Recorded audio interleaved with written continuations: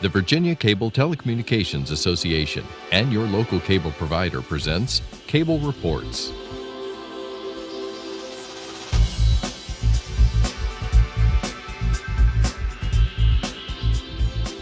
Join us now as Cable Reports brings you up to date on current issues facing the Commonwealth through discussions with your local legislators and other policymakers from across Virginia. From the General Assembly and the City of Richmond, I'm Woody Evans for Cable Reports, brought to you by the Virginia Cable Telecommunications Association, connecting Virginians to their government. We're pleased to have one member of the House of Delegates and one member of the State Senate. Senator Ralph Smith, good to see you, sir. Woody, it's good. You've been doing this for quite a number of years, informing Virginians, and as you allow us to talk about the issues that might be of great importance to our own communities. Well, we're happy to see you here again, Senator. Certainly. Delegate Del.Habeeb, good to see you, sir. Woody, thanks for having us. I hope your viewers noticed that Ralph and I took time this morning to coordinate our wardrobes, so we're on the same team today. Both from Roanoke Valley. Tell us what's going on back home in terms of the economy. Well, I think our economy was exceeding what the state was doing, and that's in the past tense. The Norfolk Southern eliminating 500 jobs in the Roanoke Valley of the higher management jobs just last week. We're not sure. We know that's a blow to the Roanoke Valley. I think if we can continue growing other entities, we'll get by it. But that's going to be a temporary setback. Absolutely. And of course, rail is important, as is coal. Yeah. You know, all of us who live in the Roanoke Valley have chosen to live there because the quality of life, there are economic opportunities. That's where we want to raise our families. I've lived in big cities and small towns all around the East Coast for the most part, and love where we live. The reality is our economy has to continue to diversify. We have a high-tech and medical infrastructure that's building in the Carilion-Virginia Tech relationship. But we are, frankly, the whole state is still really affected by coal. A lot of our energy is still generated by coal. Norfolk Southern's main product that they carry has been coal. And then just a little west of us are the actual coal fields. So while we continue to diversify our economy, having someone like Norfolk Southern leave is a really big deal to us. We're going to have to figure out ways to continue to expand what we have, recruit new businesses in. And, you know, we all have neighbors who lost their jobs. We have families who lost their jobs in this Norfolk Southern announcement. I did a floor speech the other day. We just threw it up on Facebook, and we've had tens of thousands of comments, shares, likes. It really seems to be striking a nerve with people because we've had our footing under us the last few years in the economy. This one has shaken folks just a little bit, but we'll get through it. And Senator, how important is that connection between Virginia Tech in Blacksburg and the medical college, the Carilion Medical College? That's growing dramatically. Just a while back, we changed the name of the longtime Roanoke Airport to the Roanoke Blacksburg Airport as they recognize that tie, and being the large metropolitan area in close proximity to the university, it's important to the university. And of course, the research going on at the university is certainly important to us in the Roanoke Valley. Of course, growing the teaching element of Carilion Virginia Tech is important, and that's been a real success story. And of course, I believe there's a brain research institute associated with that Carilion Medical School. It is expanding all the time. It's doing quite well. Now what about Amtrak in terms of rail? Amtrak comes in about 18 months. Once again, since for 40 plus years, you've not been able to catch a passenger train in a railroad town of Roanoke, but in about a year and a half we will have that up and going, and once again you'll be able to travel to Richmond, Washington, New York, Boston, and that's a good going to be a real asset. Now what about other transportation needs in your district? There was a funding package that was passed a couple of years ago. Now it's being implemented. Are there transportation funding needs that have been identified for your district or the valley? Certainly I-81, which runs right through the heart of Roanoke City, There's a couple of major projects going on there. If you go a little bit north in Botetourt County, the Exit 150 is a major project just getting underway there to improve that interchange. So yeah, they're getting a lot of things done. We've completed the widening of the Christiansburg Mountain climb in Montgomery County. That was it took us 2+ years, but a lot of aches and pains getting there. But we finally we have that part right. That's been a real benefit to us. Now, what's going on the Transportation Committee Yeah. in terms of funding You know, projects? the transportation is an interesting issue to me because I have no background in transportation issues. You know, I'm a lawyer. I'm a civil litigator with Gentry Locke in Roanoke, and I was put on the Transportation Committee a couple years ago. And because of turnover, I actually chair one of the subcommittees now. And so I've chaired the subcommittee that last year handled HB2, and what HB2 did was brought in real data analytics into how we evaluate projects. So rather than just saying we need this project because we want this project, we can now say we need this project because we need this project. We can test congestion, we can test safety, that type of thing. But one of the ongoing problems has been that a lot of the money's not getting to the district level. So this year, Chairman Jones, the Appropriations Chairman in the House, he's carried a bill that also came through my subcommittee where he's worked closely with Secretary Aubrey Lane and the administration to really reform top to bottom how we spend our transportation dollars. So there's two major parts of it. One is to reform the Commonwealth Transportation Board. That's the CTB.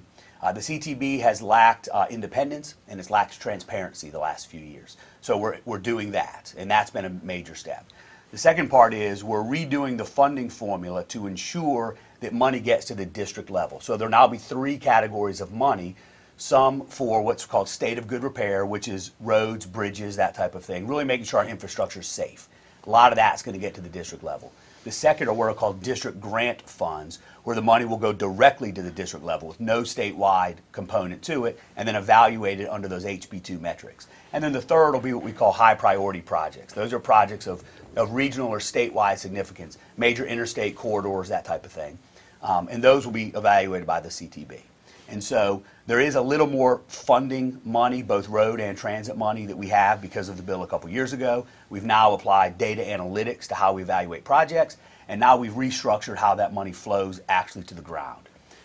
So implementation is oftentimes the devil that are in the details, but I think if we implement HB2 and now Chairman Jones's bill this year, I think transportation going forward will do it much smarter, much more efficiently, and make better use of taxpayer dollars. Now, you mentioned earlier on the need to attract and retain qualified and competent teachers, and of course education is a core function of government. And apparently the administration as well as the General Assembly wants to hold K through 12 harmless, at least in terms of the way it was funded back in 2009, and hopefully hold our institutions of higher learning harmless as well. What are you hearing from your constituents and colleagues about those issues? Well, Delegate Habib talked about he had no prior experience with transportation, so they put him on the Transportation Committee. Well, I'm not an educator, so I chair the Higher Ed Subcommittee, and that has been full of high-profile bills as we had to churn through the things the incidents that have happened on our major universities, right.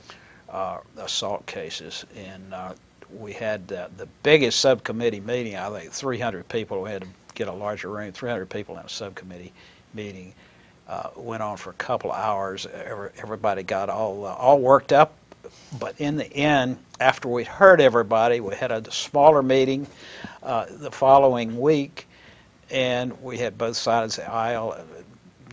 No one got everything they wanted, but everybody's happy. I think we have something that the people are demanding, that the universities can live with, and it was something it was much needed, much expected. So that part of education we're going to be improving there. My own issue of trying to fix these hated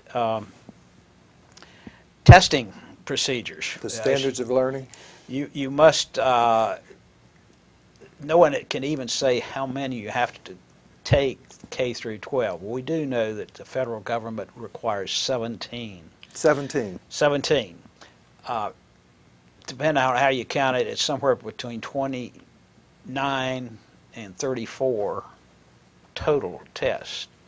And my idea was, just like the IRS doesn't audit every single person's prohibitive, we're going to give a buy to 1/3 of students on every test and cut the cost and the time and labor to administer the tests by 1/3, just automatically. Still having teachers teach to every test. So you know you're likely going to be tested, but there's a 2 out of 3 chance. And that's something, it's not ready, it's so different. Every educator I present it to, oh, that's a great idea. And they go back and huddle and, oh, it's too quick a change. So we'll get there someday. Now, we're talking about tests that are administered to even as low as 3rd graders. That's are correct. We not? And these tests cause a lot of anxiety with those 3rd graders and their parents, do they not? Yeah, it's not only the anxiety, it is the amount of time. The kids are not learning. Testing day, you're learning nothing. You're just, it's a hard day for the teachers, hard day for the students. And I'm for more random testing to make sure we're getting it right in all schools and all subjects. And Del.Habeeb, I know you've got an opinion on this. Yeah, you know, there's frankly no single issue that's more important to me than education, especially K-12 education. My mom's an educator, my brother's an educator, my wife's an educator. I've got 3 little kids in the Salem public school system. When the SOLs came into place 20 years ago, they served a very important purpose. But we shouldn't be educating our kids today the way we did 20 years ago, and 20 years from now we shouldn't be educating our kids the way we are today. So what we really need to get to is more of what's called a student growth model. And so success or failure in teaching shouldn't be passage of a test, it should be our kids learning. You know, if a kid comes in day 1, can take a test and get a 90 on it, and on the last day of the year he gets an 85 on that same test, we call that kid a success, even though he's gone down in his learning. And if a kid comes in day 1 with a 0, but the last day of the year can get a 50, we call that kid a failure. Well, that kid's picture ought to be in the Hall of Fame. That kid's gone from a 0 to a 50. And so what we need to do is reform the entire model of testing. Testing's important. We need to know where we're succeeding, where we're failing. We need to know best management practices, but it's how we use those tests. And so we created the SOL Innovation Reform Commission last year. They've come out with 12 proposals. I have 2 of those bills. One of my bills is to allow local verified units of credit, which says if there's not a federal government obligation to test in order to verify that unit of credit, then localities can develop their own methods of verification. And I've got a retake test, which allows for expedited retakes. That frankly, that bill, Woody, is important today. I hope it's out of date 5 years from now, because I hope this whole idea of having to pass a test is no longer what we're talking about. So Tad Greason in our caucus and the House Republican side has been, frankly, the leader in the General Assembly on these issues. I've been the chief patron or chief co-patron of many of these initiatives. Frankly, Ralph and I both are focused on SOL issues because we have a lot of really innovative leaders in our localities. Salem, Roanoke County, Roanoke City, Montgomery County, all the surrounding areas have really folks there who, at their core, just want to educate kids. We want to respect teachers. We want to educate kids. We want to give parents really say in the education. The other thing I'm really proud of is last week, our leadership on the House Appropriations Committee, and I think the Senate Finance folks are on board too, announced that we're proposing teacher pay raises. So the governor in his budget proposed state employee pay raises but didn't include teachers. We found some revenue to be able to do the teachers as well. Now, teacher pay raises are complicated because there's a local match component to it. But I think it is time that we treated those folks like the professionals they are, and we compensated them like the professionals that they are. So both reforming how we teach, how we educate, how we compensate, how we train, how we assess, all of that's on the table. I think the next 5 years are going to be really exciting in K-12. Sounds like a lot of positive work in progress, but it sounds like that the standards of learning need a little bit more tweaking, is what I'm hearing from you. Yes, you're right. There are ideas from eliminating everything but federal required to my proposal, and also there's some to eliminate maybe a couple of the tests. So I think we will make some progress. Talk to us about the necessity of maintaining low tuition rates at our institutions of higher learning. Obviously, Virginia Tech is in your region. It's an important endeavor to make sure that residents of the state can attend that great institution. So how are we going to keep costs down? Well, it's a bill we brought it out of committee last week, require for your universities to give you a price for 4 years tuition, and it is not the room and board, is the tuition piece, and it's kind of pushing that in. Now, higher education costs have just ballooned, and when you mention a balloon, you push in one side, is it going to come out the other? I think we're going to have to push on all sides to make that cost. There are so many new things universities want, so many really nice things that they're spending money on. Maybe that needs to be reined in, the true cost. But yes, I think you're going to see in the end of this session some legislation that would, at least when you're planning, a family's planning the budget for their son or daughter to go to university, they will probably know that piece of it, what tuition will cost first, second, third, and fourth year. So this is for a student, for example, who's going to commit to finish in 4 years and not be worried about all the frills and whistles and bells like athletics and things like that, I take it. That's true. To get that benefit, they would have to stay in school, no breaks, for as many years as they're guaranteed that flat rate. Tell us what's going on the committee that you chair, local government, because you chair that committee because of a lot of different reasons, not the least of which you were a local elected official, a mayor at one time, as I recall. You get to see a lot of sides of it. Some interesting things. The majority are charter changes, as we have the Dillon rule, and in the Commonwealth, and the local communities have to come and say, "May I?"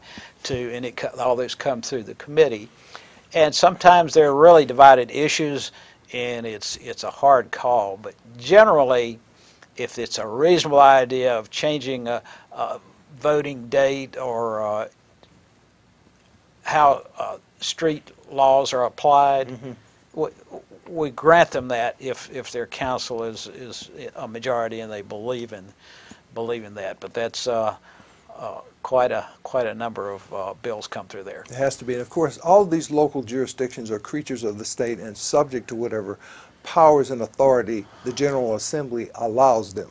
That's right. Those local governments, I was there, spent my time. It's the idea, if we had just a little bit more money, if we tax a little bit more, then we can do these wonderful things. And it's always a new thing to want.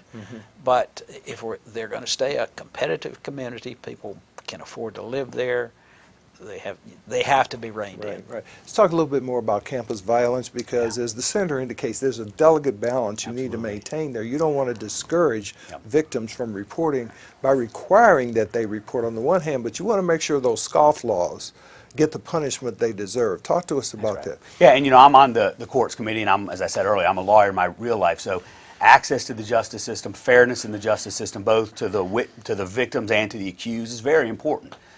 People have to feel comfortable coming forward. They have to feel comfortable participating in the system. The biggest fundamental philosophical debate this year has been the mandatory reporting requirement. One of the problems is federal law under Title IX has certain individuals who are forbidden from reporting. So certain people designated by the university as their representatives, if they receive news, they're actually forbidden from going to law enforcement. And so it's a delicate balance, and it's going to be complicated, and we have to make sure the pendulum doesn't swing too far in the wrong direction. We appear to have a system now where universities aren't well equipped to deal with these very serious criminal problems. What we don't want to do is just start throwing every student out based on accusations. We need to have due process. And so that's an ongoing conversation. And these bills this year have been interesting because you see a collaboration on the House side between the Courts Committee and the Education Committee. So we're actually hearing all of the bills in the Courts Committee from a legal side, and then we're sending them to the Education Committee that will apply sort of the educational policy questions to them. I've got a little sister who's a first year at UVA. I've got a niece who's a second year at Mary Washington. Safety on campuses has to be paramount. If you don't feel safe going to school, whether it's higher education or K-12, you just can't learn. We just know that's just a fact. So we need to have campus safety. We need to empower local law enforcement to do what they need to do, but we need to make sure the balance is right so that everybody is afforded due process. And I think we'll get there. I think we'll make some improvements this year.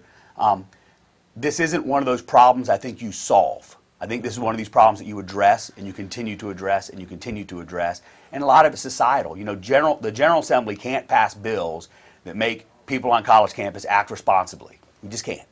What we need to do is educate, put a good system in place, and continue to tweak going forward. Senator, education is so important. We're going to stay on it for a few more moments, but I want you to talk about. Go first, ahead. adding to that, another piece is how transcripts are handled. Good point.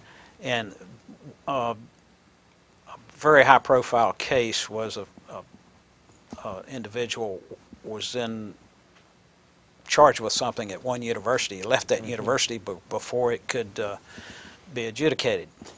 If you're in a higher university of higher education, you charge with crime. Whether you stay there and are made guilty, or if you leave to avoid that, if you didn't defend it, you're automatically charged with that. On the transcript, it follows you the rest of your time. So that would have prevented possibly one very serious incident.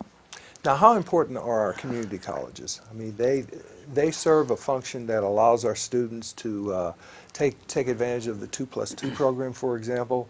They serve adults who may have lost their job, who need to be retrained. Talk to us about that.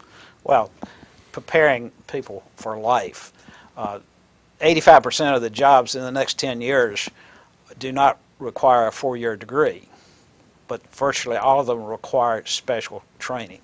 Now, let's prepare them for those jobs.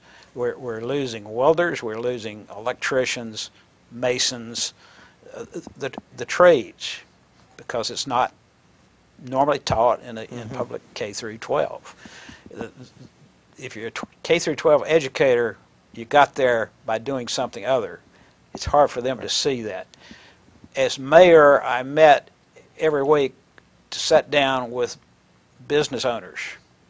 How can we, the city, help you be more successful in your business? Prepare those people for the jobs we have, whether they're coming out of with a master's degree, or they're coming out of technical school, or just out of high school. They don't have the tools to do the jobs we have at hand. And that's where community colleges offer a lot, and they're focusing more on that every year. Delegate Habeeb, in terms of our veterans, Yeah. Especially ones returning from Afghanistan and Iraq, the community colleges play a great role in terms of certifications. Yeah, you know, there's a couple things I want to say to this. First of all, community colleges are the center point of our workforce development program in Virginia. When my law firm needs to hire a new lawyer, we have no trouble getting applications.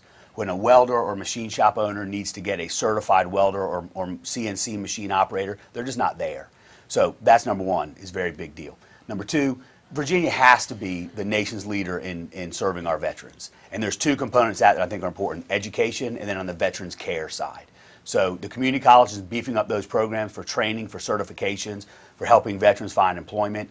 And on the veterans care side, we're lucky in the Roanoke Valley, we have a veterans care center associated with the Salem VA that's in both Ralph's and my district.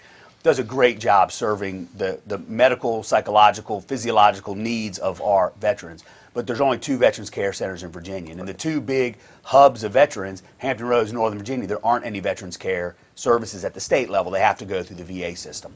And so, and the House budget, and I think the Senate will go along with that as well, we just passed a bill the other day to prioritize funding to create, I think it's 200 beds at each, the Hampton Roads Veteran Care Center and the Northern Virginia Center. And what we're doing is taking previously designated money for capital infrastructure expenditures and prioritizing those veterans care centers to say, before any other buildings get built, let's take care of our heroes, because that's what they are. And when they come back, everything they've invested, their lives, their bodies, their minds, everything they've invested for us, if we can't even take care of them, then what are we doing? What's the point of all of this if we can't take care of them? So our Majority Leader, Kirk Cox, has been sort of the key man focusing on those issues. He's carried the bills both for Northern Virginia and Hampton Roads. I expect those to sail through the General Assembly with probably unanimous support. And it's time that we didn't just pay lip service to our being the most veteran-friendly state in America. We actually do it, and this is a big step. And Senator, you served in the Coast Guard. You know how important veterans are. So talk to us about those veterans in your district and their needs. Well, they have special needs. They experience things in life. Many veterans experience things in life that no one else has. And sometimes social agencies are having trouble adjusting and preparing them for that. So that is a critical thing. Something across the state, because we have such a large military presence, is we've got to take care of them who want to keep those skills in state for the future. It's very important, no very question important. about it. Now, another high-profile issue is ethics reform. A lot of it's due to the perception by the public after the unfortunate circumstance that our former governor wound up in, that there needs to be change here. There are a number of proposals floating around. I guess there's a need to define who's a close personal relative versus a friend, what kind of cap there may be on the acceptance of gifts, what's an intangible versus a tangible gift, and whether some type of ethics commission is necessary to guide members of the General Assembly. Where do you see things coming out, Senator? Well, I think for the last, at least last year and this year, I had put forth more ethics bills than anybody, and I have another one. One it's easy and harmless, that failed last year. I hope it'll have better luck this year. Was simply, if you're a lobbyist, then you register what you're lobbying for. Now, if you're a lobbyist for a road builder, we know that you're going to be for the transportation issues, school issues likewise. But what we're doing is cross-pollination of lobbyists. They're in the halls all the time. One helps another out, and sometimes it's not a clear picture where those lobbyists. All they have to do is say what they're lobbying for, and that will let us better understand where someone is coming from when they advocate for something. It was pushed back from the lobbyists.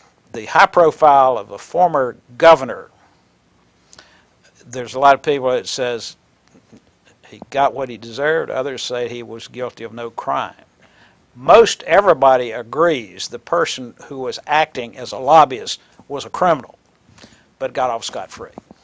About 30 seconds, I'll let you. Yeah, you know, I sit on the ethics committee. I helped write last year's bill, which we said last year was a good first step. One of my rules of legislating is don't legislate by anecdote. When you legislate by anecdote, you solve last year's problems. You don't predict next year's problem. But we've learned a lot over the last couple of years about ethics. We actually have our ethics committee meeting today. So this afternoon, we'll be reporting out the House version of the bill.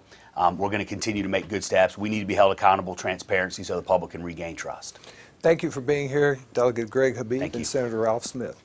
Thank you for watching Cable Reports, brought to you by the Virginia Cable Telecommunications Association, connecting Virginians to their government. Until next time, I'm Woody Evans.